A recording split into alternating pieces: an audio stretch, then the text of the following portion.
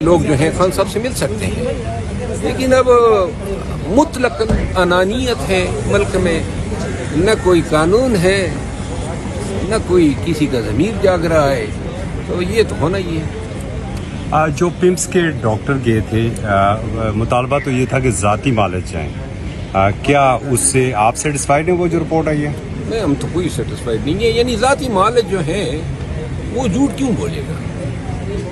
اور سرکاری ڈاکٹر جو ہیں، یہاں سرکاری ادارے جو ہیں وہ تو اب ریوڑیوں کے باؤ بکے ہوئے ہیں، یعنی کوئی ایسا ادارہ بتا دیں جس پہ پبلک کا اعتماد ہو۔ پولیس اپنا اعتماد کھو چکی ہے، جو ضلعی عدالتیں ہیں وہاں ریمانڈ پہ ریمانڈ، علیمہ خانم کا ریمانڈ ابھی تک جاری ہے۔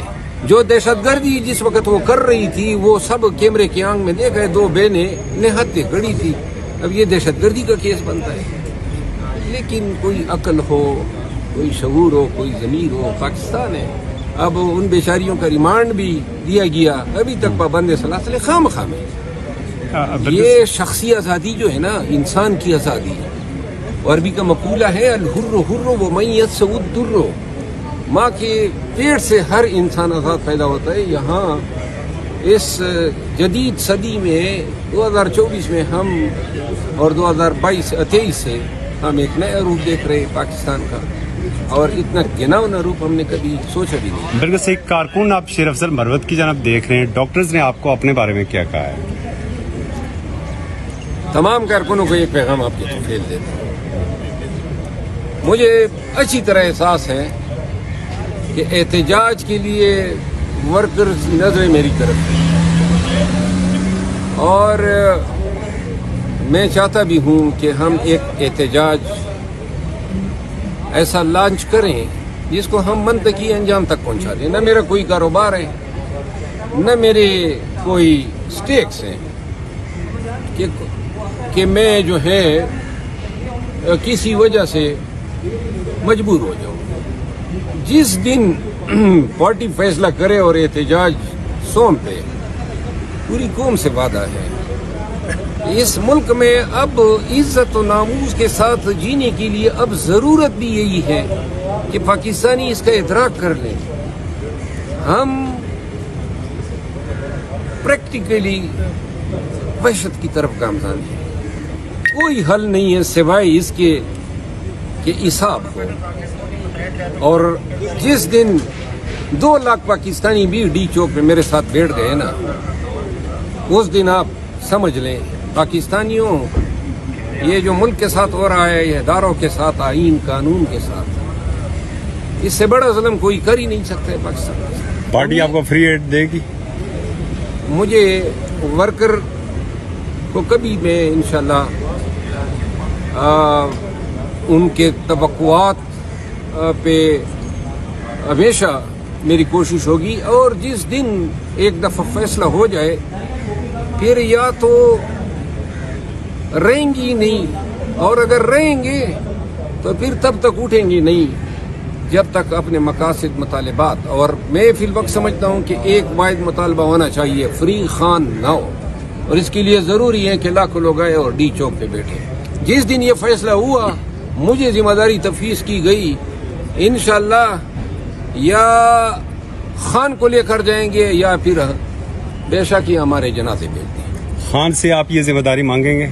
میں نے خان کو تو کہا تھا، اور میں نے خان کو یہ مشورہ کیا تھا کہ احتجاج کمیٹی بنا دے، اور میں نے یہ ابھی کچھ ہی دنوں قبل میں نے یہ بات کی تھی کہ یہ ذمہ داری جو ہے یہ انہی لوگوں کو تفویض ہونی چاہیے۔ 9 مئی کے بعد کتنے احتجاج ہم نے پورے ملک کے کل عرض میں کیے، اور کون احتجاج کر سکتے ہیں، کیا اس کا پیرافرنیلیا ہے، کیا اس کے پٹ فالز ہیں، کیا اس کے ریکوائرمنٹس ہیں، کون کر سکتے ہیں، لاجسٹک کا، تو وہ سب چیزوں کا ادراک ہے، اور ہم نے بڑی کامیابی سے چلایا تھا، اور ہم کوئی وزارتیں تو نہیں مانگ رہے ہیں، احتجاج مانگ رہے تھے، احتجاج کی ذمہ داری مانگ رہے ہیں۔ احتجاج کی ذمہ داری کیا ہے؟ پرچے ہیں، مار داڑ ہیں، اور یہ جو ملک میں ہو رہا ہے، لہٰذا ہم وہ مانگ رہے ہیں تاکہ اس ملک کی خدمت کر سکیں۔ جتنے لوگ ڈی چوک پر، اگر اس کو لیڈ آپ کر رہے ہوتے تو نتائج کیا نکلتے؟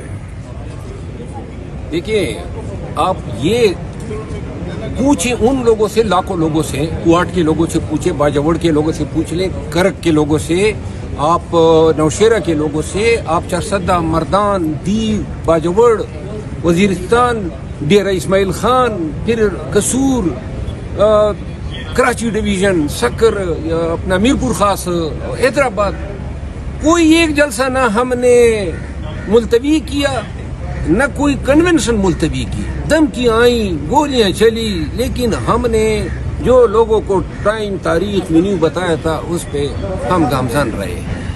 معاملہ تب سے خراب ہوا جب مارچ سے اسلام آباد کا جلسہ ملتوی ہونا شروع ہوا۔ جلسہ ایک ہو اور اسی پہ عمل درآمد ہو۔ انشاءاللہ اگر میں آئندہ، یہ تو نہیں ہے کہ پارٹی نہیں رہی ہے، ڈی چوک کا احتجاج بھی آئے گا اور ایسے لوگ انشاءاللہ ہمارے ساتھ ہوں گے کہ پھر گولیاں بھی ان کو نہیں اٹھا سکیں گی۔ اچھا شیر افضل صاحب، آپ نے کہا کہ خان کو آپ نے سجیشن دی کہ آپ کو یہ ذمہ داری دی جائے، تو ان کا پھر آگے سے جواب کیا تھا؟ خان نے ایگری کیا تھا، لیکن بعد میں شاید یہ فیصلہ ہوا کہ وہ ایکچولی خان صاحب نے ایک فکر کہا تھا، وہ میں آپ کو خان نے کہا کہ قیادت یہ کہتی ہے کہ کریڈٹ پھر تم لینے کی کوشش کرتے ہو، کریڈٹ لے جاتے ہو۔ تو میں نے خان صاحب کو کہا تھا، میں نے کہا کہ کریڈٹ سب کے لیے موجود ہے۔ جس وقت کریڈٹ مجھے ملا تھا اس وقت اکیلا گھوڑا ہی میں دوڑا رہا تھا، کوئی تھا ہی نہیں کریڈٹ لینے کے لیے، تو لہذا کریڈٹ بے شک تمام لے لیں۔ شاید خان صاحب کے ذہن میں یہ بات بٹھائی گئی تھی کہ میں کریڈٹ کے چکر میں ہوں، جبکہ میں کبھی کریڈٹ، ہم تو رول آف لا کے لیے، پاکستانیوں کے لیے، اپنی نسل کے لیے، جو ہمارے بچے، وہ ایک ایسا پاکستان دیکھیں نا جہاں یہ وحشی درندوں کی طرح لوگ جو ہیں آپ کے گھر میں گھس کے آپ کو اٹھائے، راستے پہ روک کے اٹھائے، مارے۔ اس دن آپ نے دیکھا نا پارلیمان کے سامنے یہ بدبخت اسلام آباد کی پولیس نے، کوئی پرچہ نہیں تھا، کوئی ریمانڈ نہیں تھا، کیمرے کے آگے بے شرمی کی حد ہے، اور جناب مجھے دھکے دیتے ہوئے لے گئے۔ نہیں، یہ کس طرح کی مہذب معاشروں میں ہوتا ہے؟ اور کیس کی جب دلائل ہائی کورٹ میں آئے تو پھر ہنسا ہنسی۔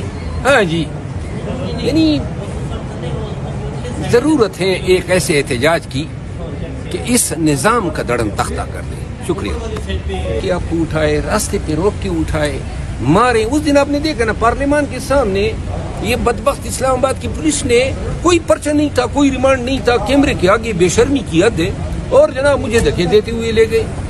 نہیں، یہ کس طرح کی مہذب معاشروں میں ہوتا ہے؟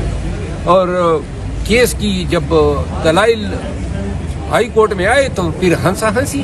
ہاں جی، یعنی ضرورت ہے ایک ایسے احتجاج کی کہ اس نظام کا دڑم تختہ کر دیں۔ شکریہ۔